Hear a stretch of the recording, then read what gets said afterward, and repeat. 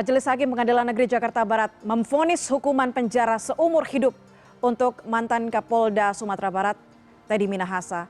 Mantan Kapolda Sumatera Barat ini dinyatakan bersalah menyalahgunakan narkotika dengan memerintahkan menukar sabu yang merupakan barang bukti kasus narkoba Polres Bukit Tinggi dengan tawas. Vonis hakim ini lebih rendah dengan tuntutan jaksa sebelumnya, yakni hukuman mati.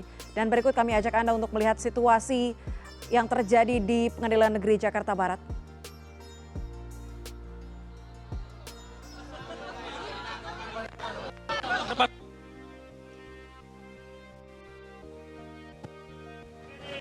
Ya, ini sudah terlihat ada kuasa hukum dari Teddy Minahasa. Yang pertama,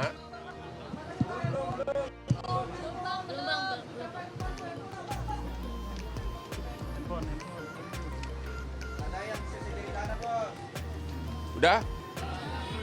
Yang pertama, syukur bukan hukuman mati. Itu dulu. Ya. Jadi bukan hukuman mati. Yang kedua, perjuangan masih panjang. Masih ada banding, kasasi, dan yang ketiga, pertimbangan hukum majelis hakim 99% mengcopy pasta tuntutan dan replik dari jaksa. Mengcopy pasta. Ya. Contohnya, ya. Contohnya, ada nggak kalian lihat pertimbangan hakim mengenai perintah dari Teddy Minahasa tanggal 28 September agar musnahkan, tidak dipertimbangkan sama sekali. Harusnya dipertimbangkan. Ya, kalaupun ditolak harusnya dipertimbangkan. Karena apa? Sebagai contoh, orang bisa aja contohnya, orang bisa aja merencanakan suatu tindak pidana. Akhir pada mau dilaksanakan, tiba-tiba dia berubah pikiran. Mengatakan tidak jadi. Itulah yang dikatakan oleh semua saksi ahli, yaitu Jamin Ginting, Eva, Elwi Daniel, semua dokter dan profesor, semua mengatakan kalau seorang yang merencanakan suatu tindak pidana pada akhirnya kemudian dia mengatakan tidak jadi, maka dan dia sudah mengatakan itu kepada orang yang harusnya bersama-sama melakukan, itulah namanya tidak ada meeting of mind. Sudah tidak ada lagi pertemuan kesepakatan untuk melakukan tindak pidana itu. Itu sama sekali tidak dipertimbangkan oleh hakim. Tanggal 28 September jelas-jelas semua saksi mengatakan bahwa Teddy Minahasa sudah perintahkan musnahkan. Yang kedua, mengenai menikmati uang, mana ada saksi? Tidak ada saksi. Yang ada saksi hanya si Dodi. Tidak ada saksi yang mengatakan bahwa dia menerima uang. Tidak ada sama sekali. CCTV juga mengatakan tidak. Ya, apalagi? Ya, juga tidak ada saksi mengenai penukaran sabu dengan tawas. Tidak ada sama sekali saksi. Jadi nggak dipertimbangkan bahwa memang tidak ada saksi. Jadi semuanya putusan hakim tersebut mengambang. Sangat mengambang, dan yang paling parah adalah yang sama sekali mengenyampingkan pasal 5 dan 6 Undang-Undang ITE yang mengatakan bahwa apabila buktinya adalah bukti elektronik seperti WA chat, harus di digital forensik secara utuh. Secara utuh, ini tidak dipertimbangkan. Berarti hakim benar-benar melanggar Undang-Undang ITE. Hakim telah melanggar hukum acara. Begitu parahnya pelanggaran semuanya. Ya, benar-benar mengcopy pasta pembelaan replik daripada jaksa. Itu kira-kira. Udah pasti banding. Sampai PK nanti masih panjang perjalanan ini. Ya.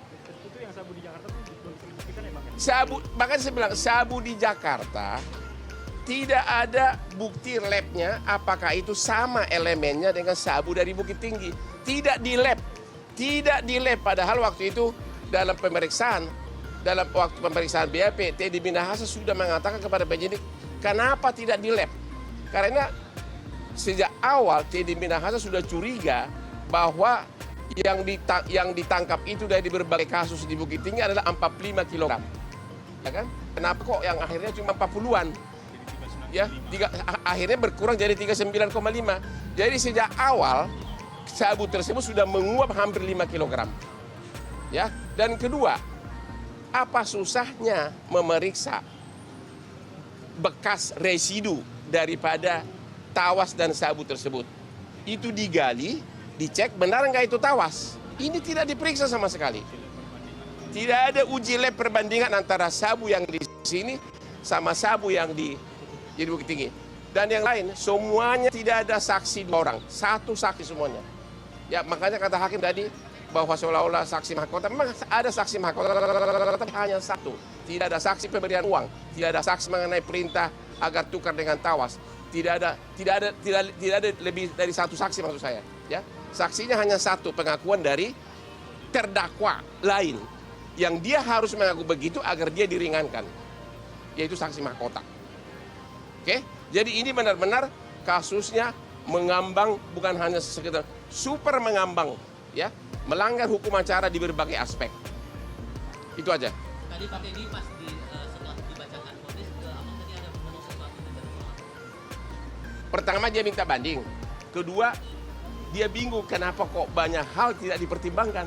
Ya itu tadi yang paling dia sangat tadi tanya, perintah tanggal 28 September musnahkan. Kok masih ada penjualan Oktober? Antara September dan Oktober, jaksa maupun hakim tidak mempertimbangkan apakah ada bukti bahwa Teddy Minahasa masih suruh jual. Kan 28 September kan sudah musnahkan. Tapi 3 Oktober masih dijual. Itu sama sekali tidak dipertimbangkan. Jadi putusan hakim ini benar-benar tidak sesuai fakta hukum atau salah total. Setelah dibacakan dari ini menguatkan adanya perintah dari Pak Teddy yang sebelumnya bilang adanya pesanan kalau buat menghukum Pak Teddy ini. Kenapa? Berarti putusan hakim kali ini menguatkan adanya perintah. Coba pesanan. alasan memberatkannya itu tadi, itu copy pasta dari jaksa. Tapi kan sudah Copy ada pasta, meringankan. ha? Tapi kan untuk sekarang vonis ada bagian yang meringankan. Berbeda dengan tuntutan jaksa waktu itu kan tidak ada bagian yang meringankan. Begini loh, puluhan kasus narkoba di negeri ini, termasuk di Kejaksaan Negeri Jakarta Barat. Kalau bukti narkobanya kurang lebih 5 kg lebih, vonisnya selalu di bawah 20 tahun. Sudah saya sebutkan itu berkali-kali dalam pembelaan. Nggak ada kasus narkoba untuk 5 kg di negeri ini yang divonis hukuman mati atau seumur hidup. Semuanya rata-rata 20 tahun. Nah, ini kenapa? Ini pertama sekali seumur hidup. Tapi namun demikian setidak-tidaknya bukan hukuman mati. Karena kalau hukuman mati memang sudah salah total. Tapi ada pengaruh dari perhatian publik ke Pak Teddy Minahasa. Semua perkara narkoba juga menarik perhatian publik, tapi kan hukum harus ditegakkan. Yang paling parah itu loh. Pasal 5 dan 6 Undang-Undang ITE yang mengatakan harus di-screenshot keseluruhan. Itu tidak ditanggapi oleh hakim. Tidak dibahas, padahal itu undang-undang. Dan kata-kata di digital forensik mengatakan bahwa Teddy Minahasa perintahkan tanggal 28 September musnahkan. Dan sesudah itu nggak ada lagi perintah lebih lanjut. Tapi kenapa Oktober ada penjualan? Nah, itu dia. Itu tidak dipertimbangkan oleh majelis hakim. Ada apa? Persentase berapa banyak Bang yang tidak dimunculkan oleh hakim Bang? Banyak yang tidak dipertimbangkan. Banyak. Satu, yang tidak dipertimbangkan ya, yang paling fatal adalah perintah, yaitu musnahkan. Narkoba itu tidak musnahkan tanggal 2 September. Itu paling fatal. Karena apa? Sekalipun sebelumnya ada chat-chat yang mengatakan hendak dijual, tapi kalau orang sudah mengatakan tidak jadi, semua saksi ahli mengatakan berarti sudah tidak ada meeting of minds, sudah tidak ada lagi pertemuan kesepakatan antara pelaku dengan dengan si Teddy Minahasa. Sudah tidak ada lagi meeting of mind antara Dodi dengan Teddy karena sudah ada musnah.